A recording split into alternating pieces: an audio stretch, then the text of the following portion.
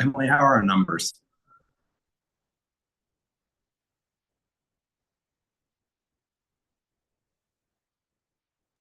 We are at 11. 12.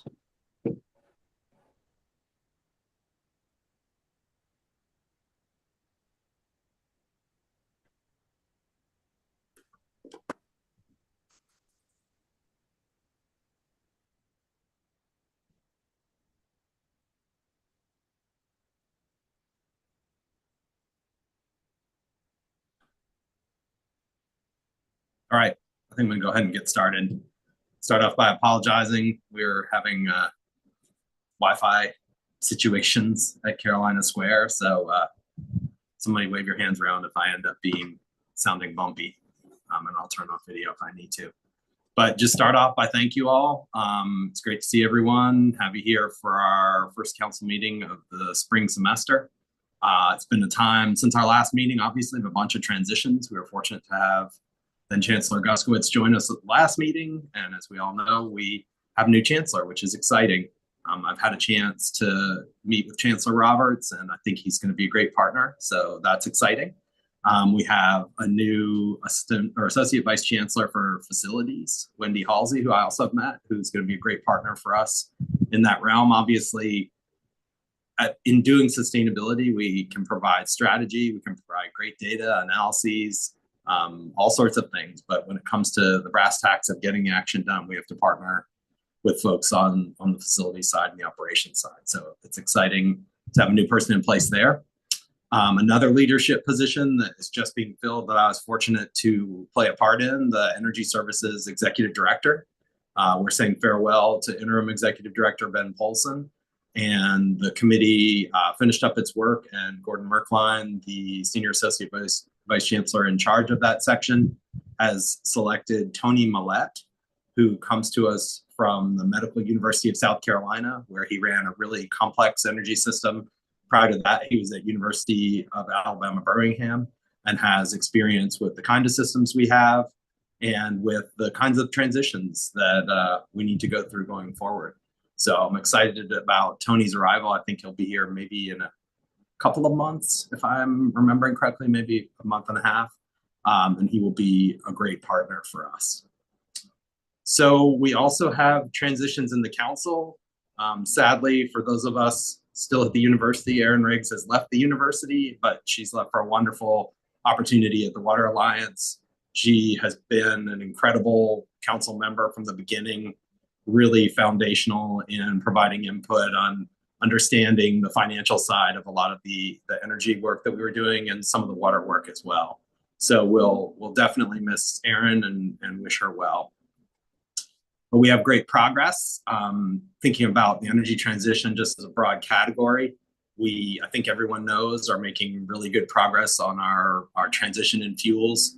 We now are about 60-40 natural gas to coal and using less coal than we have in the history of the cogeneration plant. So while we'd rather be finished with that transition, we are making great progress and sharing the data as they become available. We also are looking forward to ways that we can make things happen quickly, the big step changes that we're going to need to meet our goals. We've talked before about the Inflation Reduction Act and the opportunities it presents the university.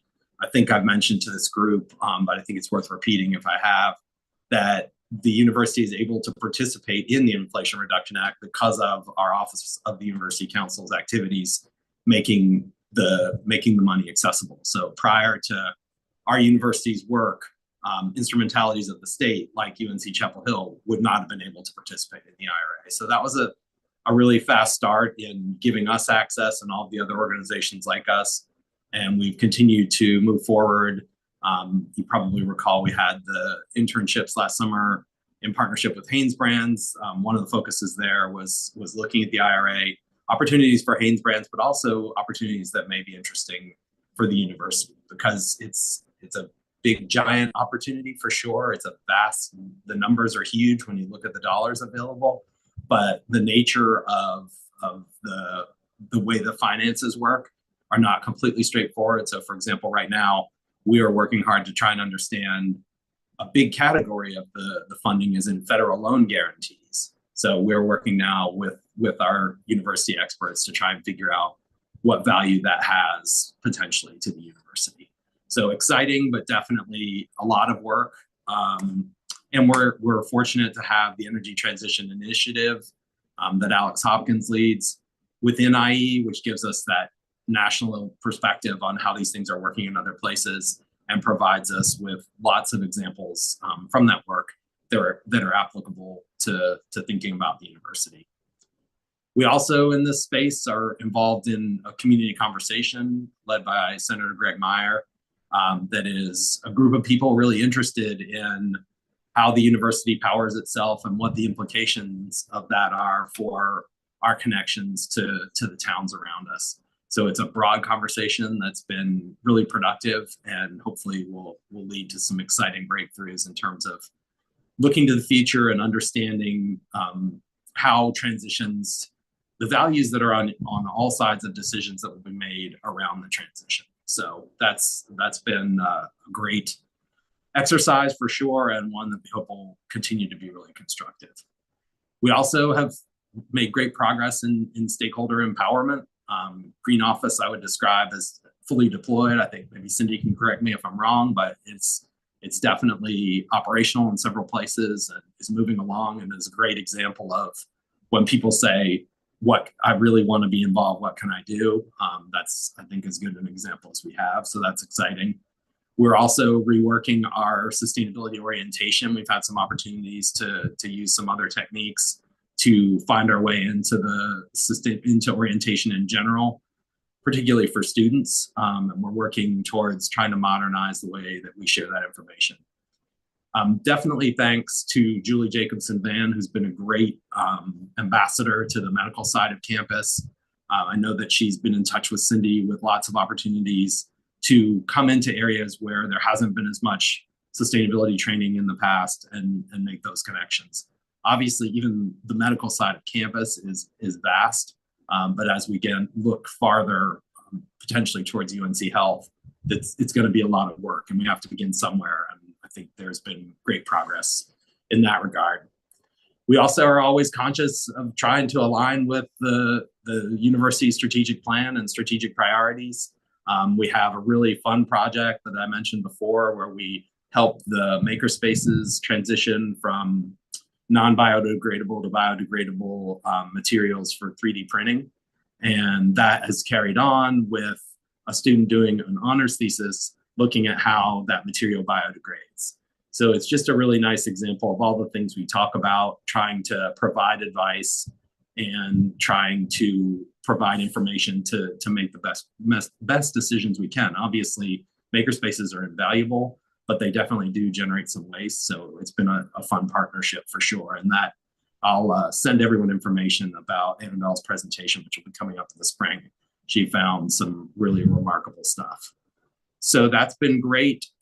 We also have, thinking about the strategic alignment, there's this idea of optimizing operations. And so Ileana's going to talk to us today about the resilience committee that she stood up, and hopefully getting some folks interested in getting on board with that group, because I think it's going to be doing really interesting and really important work for the university. We'll be defining a lot of things that manifest themselves potentially as risks and things that we can communicate back to the university.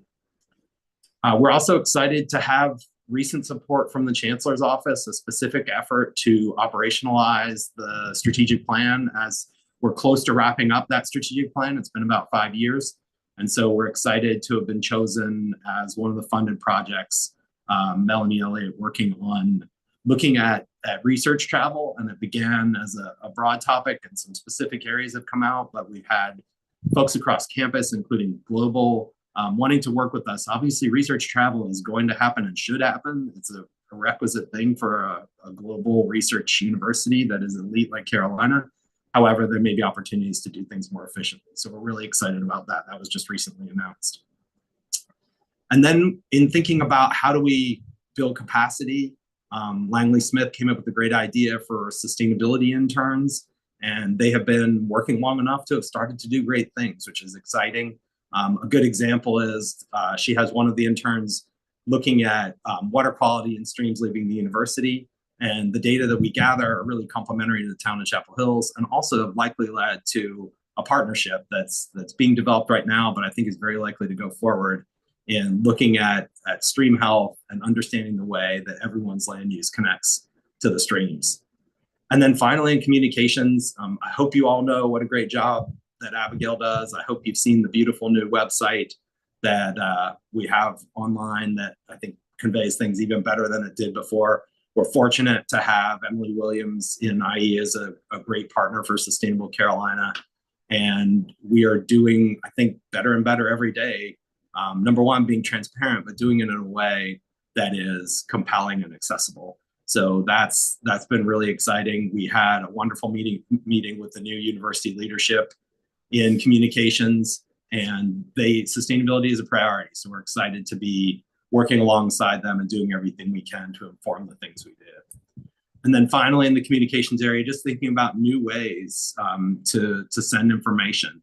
And so Anthony and I had a conversation. He came to me several months ago with ideas around communicating sort of summaries of where we are in our sustainability work, particularly to the town of Chapel Hill. And I think he's going to talk more about this, but I believe it was born of his involvement in the political process and wanting to make sure that all those communication streams were open. So that's been a really interesting process, and I'm excited for Anthony to talk more about it, and excited for him to lead a group, hopefully finding a way to not only communicate to Chapel Hill, but maybe communicate more broadly to the political bodies around us and maybe even other organizations.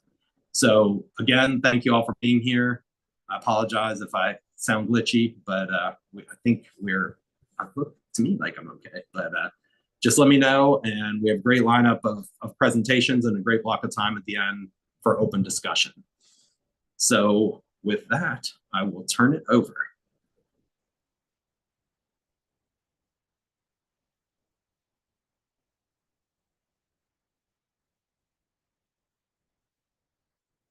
Oh, there's one more thing. We have to approve the minutes. Sorry, skip that. So hoping that everyone had a chance to have a look at the minutes. And does anyone have any corrections right now? There are opportunities afterwards, but. I sent one in by email, just one minor correction. So I think Steve got that. Thank you. Yep, we got it. Thank you, Julie. Okay, sure. All right, well, it's again, there'll be opportunities going forward, but assuming that we're in a good place for now, are there any objections to approving the minutes from last meeting? All right. I move to approve the minutes, or do you need to formally approve them? Nope, that sounds good. We have a motion. Great. Do we have a second? Seconded. Thank you. All right. So we are ready to move on. And as I've switched machines, can't find the agenda. What's next, Emily? Or Steve? Anna. All right, perfect. So Ileana, we would love to hear about your progress with the Resilience Committee. Excellent. Thanks, Mike. Hi, everyone. Good morning. Nice to see everybody. I presented in our last meeting a brief overview of our hopeful goals and vision for the Campus Sustainability Committee. And so today I wanted to share with you all, we produced kind of a brief summary so that we could present to you all the kind of vision and aims of the committee. And so I'm going to take a moment and drop that in our chat for today. This is a document that I'll also share with everyone that just kind of details everything that I'll be saying out loud now.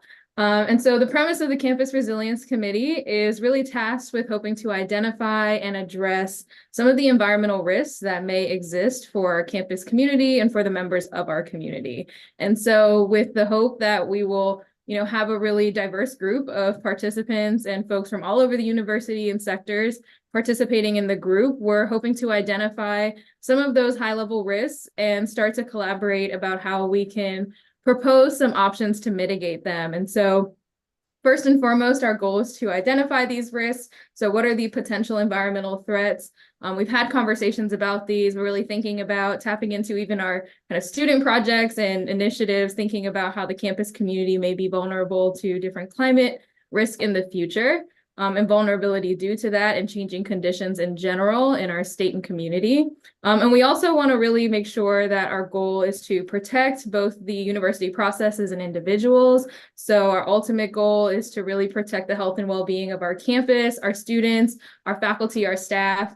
And so all of the initiatives or kind of goals that we'll be pushing forward will support that as well. And then lastly, hoping to forge some meaningful partnerships. So not only will the committee bring together different groups from around the university and different members of the council, but the goal is to also present solutions or proposed solutions that would collaborate with members of the community, possible stakeholders, and partnerships that the university has existing and ones that may be able to be forged in the future.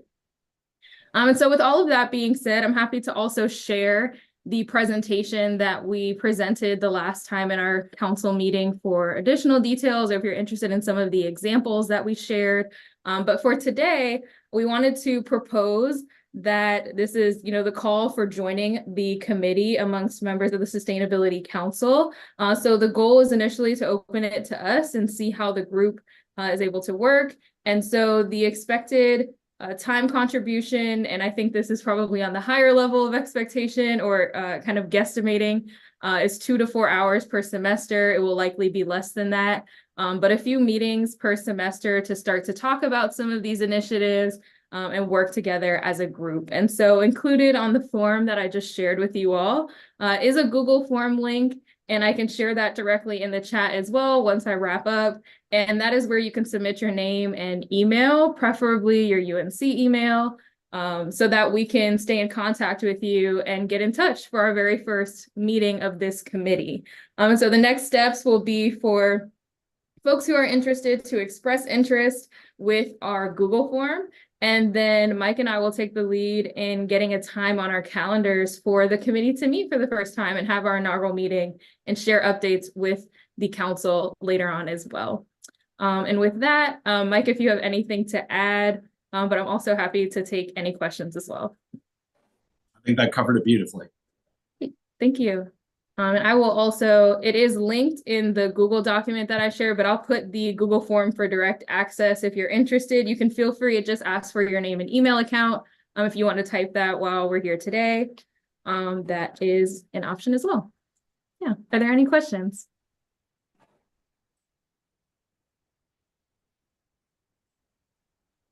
So I think one follow-on is that there is an opportunity once we get going and presuming that we get the kind of information that we think we will about the risks that haven't really been a big part of decision-making at the university yet. We have a great inroad to have a venue to have these things acknowledged and understood. So every year the university does a risk assessment, and climate risk is not something as far as individuals or even institutional that's risen to the level of being a top priority. And I think we're in a great position to, in parallel to that process, begin gathering data and really be helpful to the risk assessment at the university. Definitely. Excellent. Well, thank you, everyone. My email is also in the Google form, but I'll drop everything once again and share this as well via email. Thanks, everyone. Thank you, Ileana. That was great. And if folks, as Ileana indicated, we're going to start with the council as far as early members. But if folks know of others who would be really interested in this kind of work, definitely let us know, because the more the merrier. Yeah, Mike, I suspect once you identify some of the action areas, there are a lot of folks within ESE that would love to plug into this. So, yep. Thank you, Aaron. I hope that's the case. I think so, though. Yeah, that's the thing. Get the train rolling, and everyone will think it's great. So that's the goal. That's the goal. All right, fantastic. So next up on the agenda, we have Anthony Buckley talking about communications broadly, but more specifically with political bodies and things we might do to look for new avenues and look for new approaches. Anthony, take it away.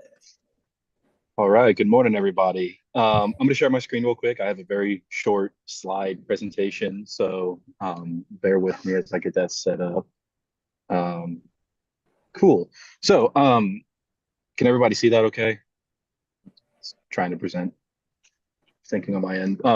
Perfect. So as Mr. Peeler mentioned, last semester I had the opportunity to moderate 2 forums with the candidates for the Chapel Hill Town Council. And during the discussions that I was leading, it was a consistent theme that the town council was looking to cooperate and collaborate more with the university on different topics and issues, but specifically with climate change and climate action plans. And so I approached Mr. Peeler about what can we do to kind of foster a stronger connection with them. And we discussed and settled on a presentation for the town council. But after reaching out to the town council, they informed us that they were abstaining from presentations that do not require a vote. And so he and I talked about what alternatives we would have at our disposal, and we settled on creating a video update that we could send to the town council, the university, and then the broader Chapel Hill community. And so this is what we're kind of settled on in terms of communication outreach. One thing I do want to emphasize is that we want the video to be as all-encompassing as we possibly can, as we can possibly have it. So we invite anyone from the council and anyone who's interested in spreading the word about sustainable efforts on campus and climate action plan progress to help out with the video. So I have a couple of dates here. I asked that if you are interested in helping, you let me know by the last week of February. I was looking at my March schedule, and so these dates are kind of based off of when I would be around to help film the video. The second week of March, as we know, is spring break, and then the week after that, I'm working with Dr. Ganji on the Clean Tech Summit, so my week is going to be packed. And then after that, we have an extended weekend. So the time personally for filming this video looks pretty good early in March. So that's what those dates are for, but I'm happy to workshop that and talk to anybody else who's interested in that. But yeah, so that's kind of the current situation. And then here are kind of the video objectives that I've kind of drawn up and planned out. So objective number 1, we want to emphasize our operational successes. So what are we doing right as a university and as leadership? What's our progress? What have we made significant improvements on? That's really what we want to emphasize. And we want to, personally, I'm thinking that we use a lot of the information from the energy transition town hall we had last semester. We had great turnout with that. And I think emphasizing that information is going to be imperative for collaborating with people in the broader Chapel Hill area. We also want to emphasize that we're doing work that aligns with the university's values and that we are maintaining kind of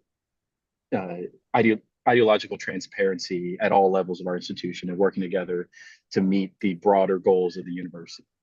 And then objective number 2 is outlining the remaining challenges. So as we know, the transition is nowhere near complete, but we want to emphasize that we are taking steps to ameliorate the challenges that we have left. So when I think about the video, I think about reducing ambiguity around the steps that we plan to take moving forward as a university, and then reiterate our timelines for solutions, because I know that's a big part of what people's questions tend to be around in terms of what is the university doing to take steps towards sustainable practices. So that's really, that is the end of my presentation. I invite, let's see, stop share. So yeah, I want to hear back from people in terms of just thoughts on the video, thoughts on what we can include, what we shouldn't include, and ways that people can get involved. I will put my email, my phone number in the chat. So if anyone has questions or thoughts after the meeting, then I invite you to just hit me up, let me know, and I'd love to have a conversation. So are there any questions or thoughts at this moment?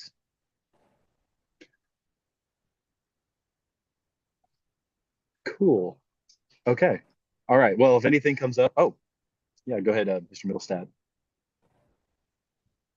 Sorry, my button showed up on a different screen. I was trying to find it. So who have you talked with folks in the journalism school yet about working with you to create the video and to create it for the different places where you want it to be seen? Because it'll be a different strategy on video for social media versus website versus newsletters, all that kind of stuff.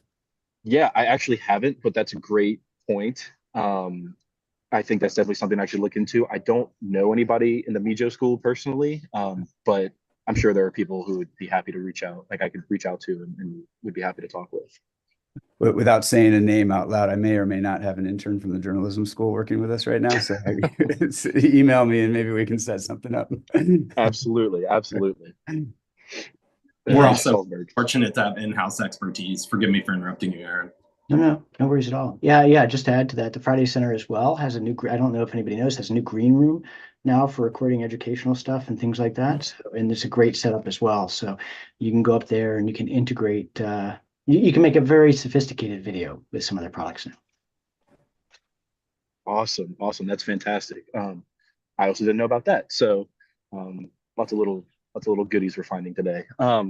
Well, if there's any other questions, I will send, like I said, my contact info, and please don't feel please feel free to hit my line and just I'd be happy to talk more about it. So thank you.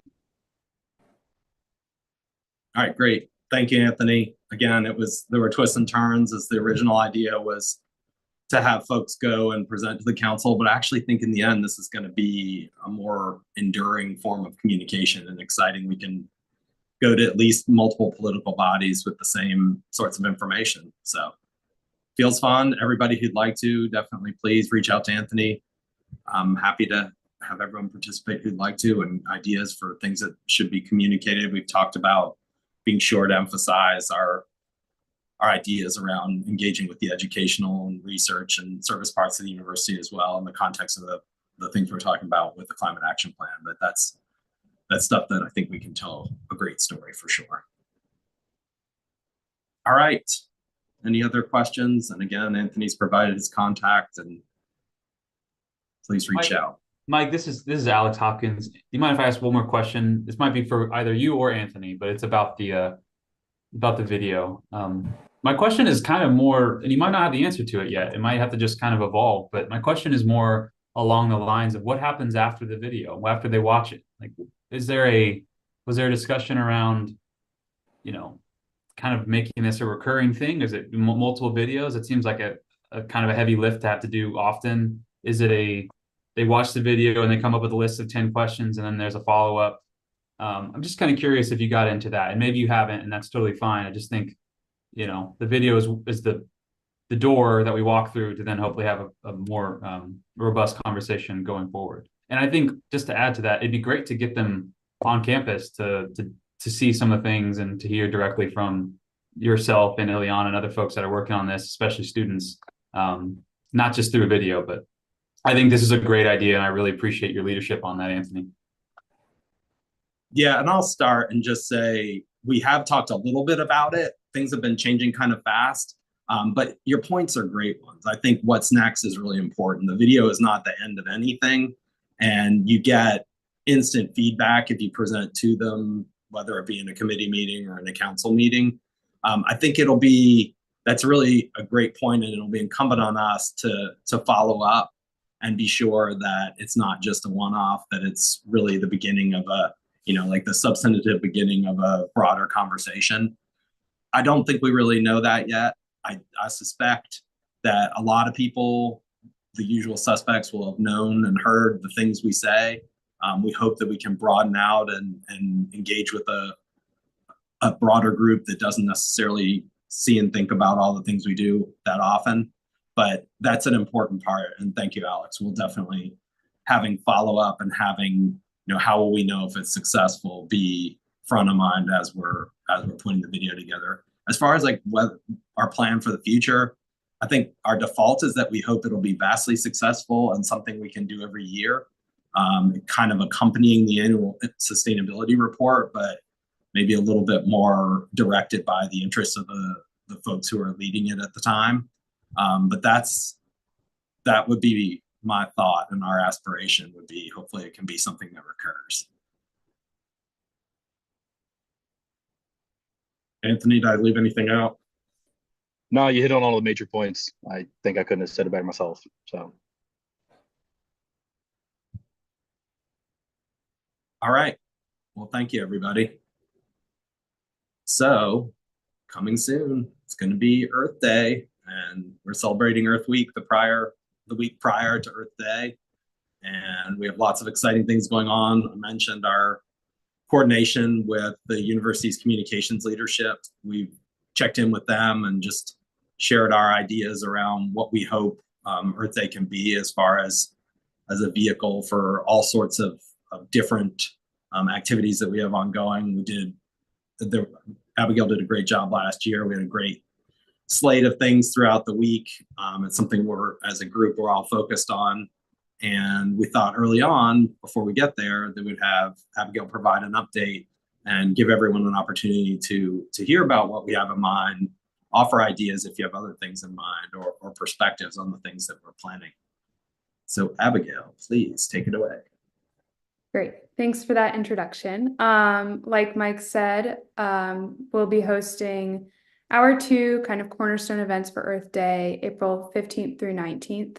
And then, of course, we'll be supporting student organizations and university departments in advertising their events on the webpage that I just put in the chat. So on April 16th from 10 a.m. to noon, we've scheduled our Sustainability Research Symposium. That will be our second time hosting this event. It will be in the same place as last year, the Wilson Library Pleasance Family Assembly Room. So last year we had lightning talks from units across Carolina, including centers at UNC Gillings, the Institute for the Environment, Environmental Finance Center, Data Driven Enviro Lab, Center for Public Engagement with Science, Department of Geography, and E3P. There's a playlist on the UNC Institute for the Environment YouTube page if you'd like to watch those talks from last year. And maybe they'll inspire you to point us to a researcher that you think would be interesting for us to have speak at this year's event. And then our second event will be on Wednesday, April 17th. That's our festival on the Green Roof. It's just a fun event to celebrate all the successes that we've had in terms of sustainability and supporting the environment on campus. So that's when we give away our prized Sustainability Earth Day t-shirts. They went very fast last year, very much in demand, but we held our second design contest and we all voted on the student Sustainable Carolina, the team voted on the winning design for this year. So we're very excited to unveil that soon. And then, of course, the design this year for the t-shirts was sustainable communities. So we picked one that we felt really went with that theme. So now that I've talked about those two events, I just have two asks from the Sustainability Council. The first is that if you have an event happening in April, let me know and we will add it to our Earth Day webpage or Earth Month webpage. Any event happening at any time in April that's sustainability or environmentally focused. And then, like Mike said, we've been working with University Communications to share the stories related to the environment and sustainability. So if you have any recent stories or just story ideas that we could share with the University Communications team, let me know. These can be about students, courses, research, anything that you think is interesting and that the public would want to know about in terms of what we're doing here. So that's all that I have. If anybody has any questions, feel free to ask me. Oh yes, and Julie just put the Carolina Advocates for Climate Health and Equity Symposium. I believe Cindy sent that event to me and it's on the webpage, but I will double check. Thank you.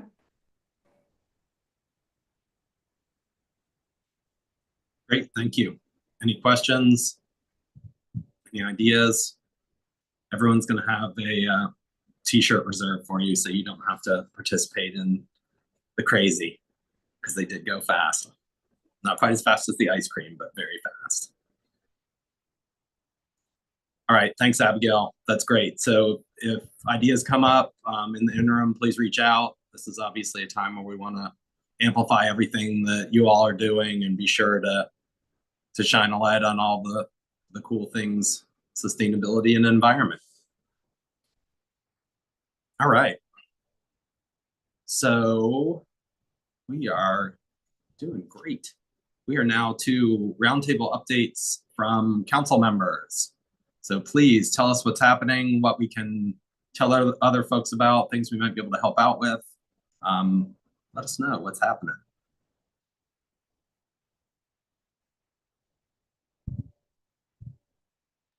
I can get started if that's okay. That'd be great. Thank you, Julie. Okay, well, of course, this past year has been exciting for the School of Nursing, given that we now have a sustainability liaison role, which I'm serving as. So it's opened the door to write a sustainability communication plan and strategic plan for the School of Nursing. And part of that, we're hoping to add sustainability orientation to student orientation and faculty and staff orientation. So that's exciting. And we also are, I think, very close to signing on to the Nurses Climate Challenge through the Alliance of Nurses for Healthy Environments. And that used to be part also of Healthcare Without Harm. So that's a positive direction. Through Carolina Advocates for Climate Health and Equity, I think this Climate Smart Health group is really revving up. So we're getting more participants from different healthcare organizations. And one of the major foci will be greening the operating room. So we're getting members from different healthcare organizations to participate in this working group to see how we can green some of the healthcare organizations. One thing that I'm working on personally is several weeks ago, somebody gave me an RFP on climate change for some seed grant money. So I've been working on a grant proposal on low carbon lawn and garden care, and hoping to collaborate with the Chatham Health Alliance and do sort of a community-driven project. So that's in process in terms of working on the proposal. And then last week, a colleague gave me sent an email to me about the Journal of Advanced Nursing has a call for papers due next week on climate change. So it was a great opportunity to quickly write. So I'm working on that now, a paper on my student assignment on greening of healthcare. So I'm working on a manuscript and hope to submit on Sunday if I can get it done. So I think that's the update. And of course, Abigail mentioned the symposium that we're holding in April through Carolina Advocates for Climate Health and Equity.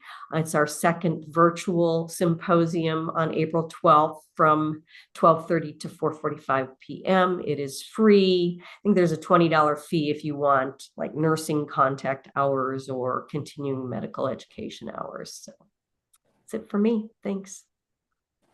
Great, thank you. Any others?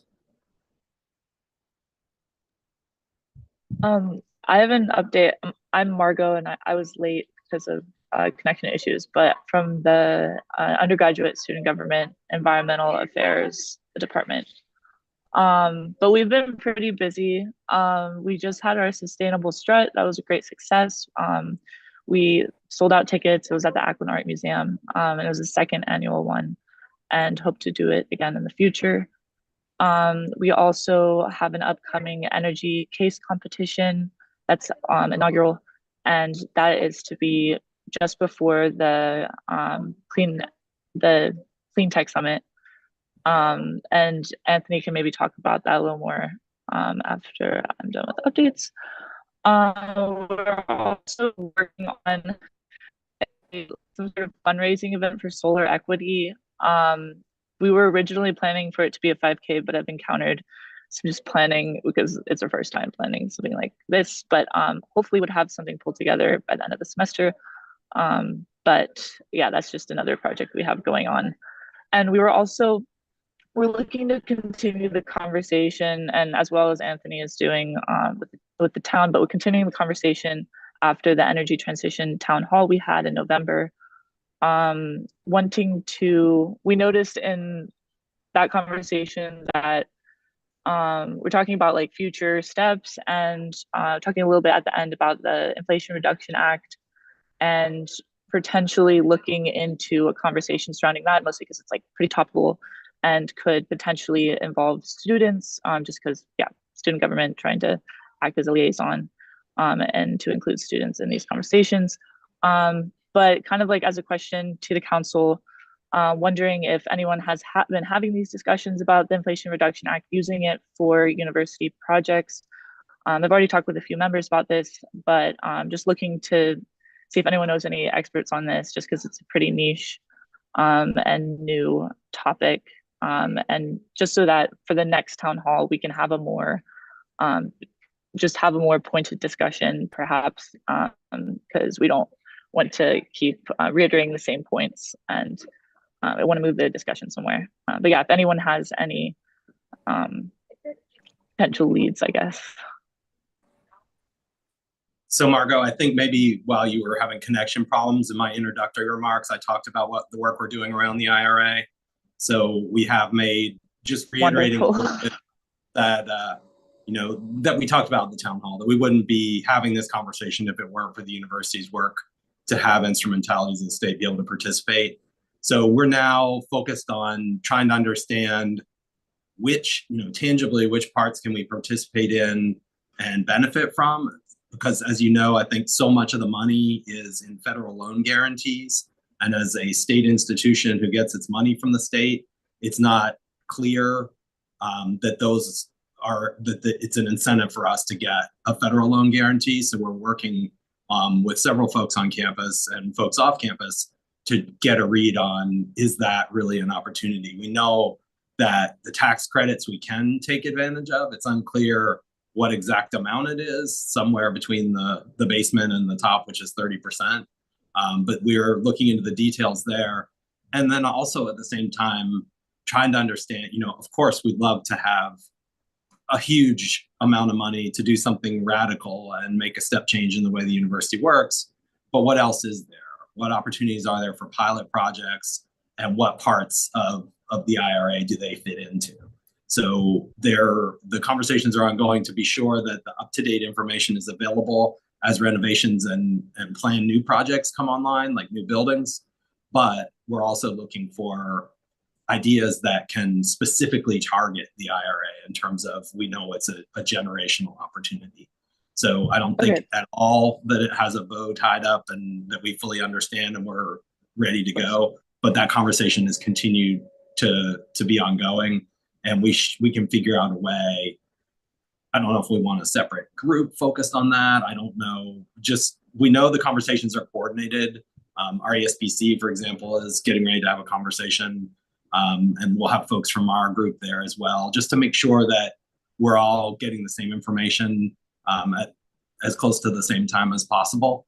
But as far as like strategy, like visioning projects, and really, I wish that we had a full understanding of the playing field, if you will. Like, what are the rules? How do we know we can benefit? And I think we have some sense of that. And I think maybe it's a bit improved since the town hall. But to your point, I think that's a critical topic, and it is time sensitive. So I'd be happy to hear more from you if you want to offline, just about ideas you may have to formalize that. But it's definitely on everybody's radar, front of mind for everybody. Okay, thank you. I'm sorry that, I missed the first part, and I just want to, reiterate that like student government would love to like serve as a liaison to like get student ideas up the ladder, and then also communicate back what's going on with this ongoing discussion. Yeah, I think that's a great idea. Mike, I'm going to jump in. I had my hand raised, but I'll just jump in. Yeah, it's a smallish group. One thing I think Margot might have missed, also due to her connection issues, was your update on some of the leadership transitions and personnel, especially as it relates to energy services. So that might be something you want to talk about offline as well. But I think, Margot, that's a big part of that conversation, especially if we were to somewhat formalize that, maybe as like a, subcommittee, whatever you want to call it. But and I think that's positive that there's a little bit more clarity on who the personnel and who the leaders will be when it comes to energy services, on thinking through those pilot projects that Mike alluded to. So That's Yeah, it. thank you. That's a great point. And just to, in a nutshell, there are great people coming, Margot, so be excited. And as we've talked about, our job, strategy, visioning, we can do data analyses, we can synthesize things and understand what would be smart choices. But when it comes to the brass tacks of doing these things, we rely on our operational partners. So that's why it's especially exciting to have an incoming energy services executive director who is very well versed in these areas. So I think he's going to be a great partner.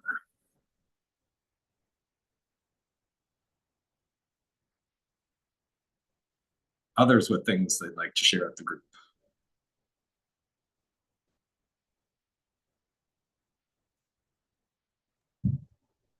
I raised my hand too, but I'll just start talking. Forgive me. Sorry, people. I have bad vision on raising hands. No worries.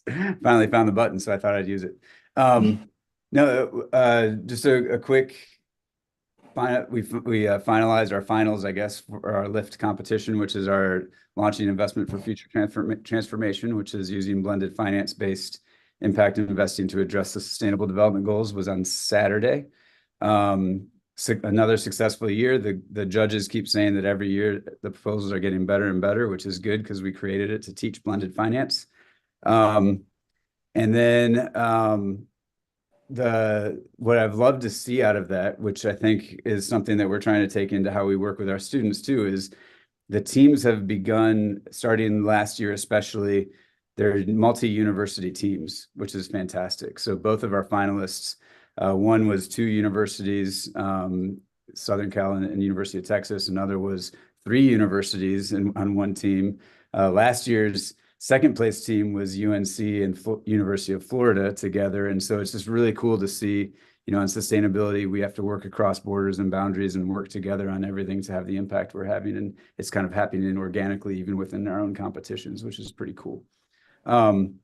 I'd love to point out we're also our students are doing awesome, and these are students all across campus and evaluating North Carolina companies right now for our annual UNC Sustainability Awards. I wish I could tell you a lot more than that, but we designed it so that we don't know who wins our awards until students tell us. So I can't really tell you a whole lot about it, but they've been asking a lot of great questions and meeting a lot of companies, and we'll find out later on. And those awards will be April 25th, the evening of April 25th. And also there is a food conference. I think registration opens in the next week or so, that is co-hosted every year by UNC, NC State, and Duke MBA students. And UNC students are leading that this year. And it will be on a farm. And I put the link in the chat if you want to learn more about it. The registration, I think, opens up in the next week or so. That's around food and business. And it's fun because it takes on a different aura every school that hosts it, and it rotates. So every 3 years we host it. And so that's all I'll say right now. We have a lot of other stuff going on, but we'll leave it at that for today. Thanks. All right, this time I'm trying to be savvy and looking for raised hands, but anyone else, please jump right in. Yeah, maybe I'll just follow Jeff. And again, maybe not something that's directly connected, but things that we might find a way of linking together. A lot going on, but we did do a green hydro impact study for the World Bank recently, looking at the impacts of green hydro on water and other resources. And so there may be overlaps there at some point that we start thinking about, and that was done by one of our folks. We also, I'm also now serving on the National Academy's USGCRP, so helping to develop the climate agenda for US government agencies. And so there's probably linkages there to think about in terms of foreshadowing some of the risks that we might be looking at and things like that. So I'm happy to engage Ileana and others as we start to think through what some of those things might be. And then maybe the last thing just to quickly highlight. So I think everybody knows about the Water and Health Conference that we host every October. It is now the world's largest international conference on water and health, and it is probably the largest international event that UNC hosts as well. And we do get a lot of folks from developing countries with a number of ministers and ambassadors and others at the last one. So we might want to think around that event about how we might bring those folks in for speaking opportunities across campus, where it might help augment some of the other things that we're talking about. We are also thinking of having the last day of the conference now focused domestically. And so focusing on issues unique to North Carolina and within the region. So I think Steve and others within the Institute would have a strong interest in being involved. So just reach out, let me know. We'll start to think about plugging you guys in. Thanks, Aaron. That's fantastic. All right. Anyone else? So I'll just add, we talked about Clean Tech Summit, 21st and 22nd of March. Jeff, an absolute hero as the co-hosting organization. So it's a great collaboration between IE and Jeff's group and Keenan Flagler writ large. I just get to see the highlights as the speakers get confirmed. It's going to be awesome. I think it's going to continue to be the great event that it is, which is an amazing networking chance for students and a good sense to really understand what these opportunities are, to benchmark what you think you want to do versus what someone who actually does it is doing. So please plan to attend. It is an amazing lift, but an amazing event every year. So we're excited. Jeff, anything else to add on that? Not really. I mean, we have a lot of student volunteers signing up, so that's fantastic. In fact, I'm not sure, but potentially it might be full already for the volunteers. I'm not sure, but check if you're interested and you're a student watching this or listening in. But in addition, I'd say, there are some pre-events this year too, which are not, open to the public, but what they do is they're bringing in some more stakeholders who will then stay on for the summit. So for example, we'll have some more venture capital firms and investment firms maybe than last year because of a private event the day before related to it for a matchmaking. We're trying to feel it out and see if we can do matchmaking events like this, trying to match up capital and companies, as well as companies who have venture capital or accelerators within them. So a lot of large companies have those within them. So we're trying to make some matches there and working with embassies from other countries to get some ventures over for those firms to meet. And by doing so, we get more of them on panels. So it's always nice to have that. And that's the only thing I would really add, except that we have a lot of high-level speakers again from the keynote perspective. And then the panels, as always, will be really engaging. And we have a lot of different aspects, and many that are related to the IRA, since that's been said multiple times here, as well as bill and other forms of capital that are coming through public finance streams as well, like climate smart commodities and that kind of thing. So yeah, come check it out. It's going to be great. That's about it. Delicious food at the Friday Center. Yep, exactly. All right. Anyone else? Well, as always, this isn't the end of the conversation. Always please reach out. We're excited to really have a lot of momentum in a lot of areas, and we appreciate your advice. We appreciate your direct participation in a lot of the work we do and your guidance as we look to think about starting things and trying to start them smart and being efficient from the beginning. So thank you again for your time. If you have, we will be filling another slot, certainly Aaron's slot. So if people have ideas for council members, please send them to me, and we will never replace her, but we will fill that spot with someone else fantastic. All right. Well, even with technical glitches, we're getting 6 minutes back. So, and Margot, please reach out if you feel like there's anything that's missing. I can send you the list of things I talked about as well, because it's been a challenging connection day for all of us. All right. Well, I look forward to seeing everybody soon, and have a great rest of your day. And we'll talk to you. Thank you. Yeah. Thank you.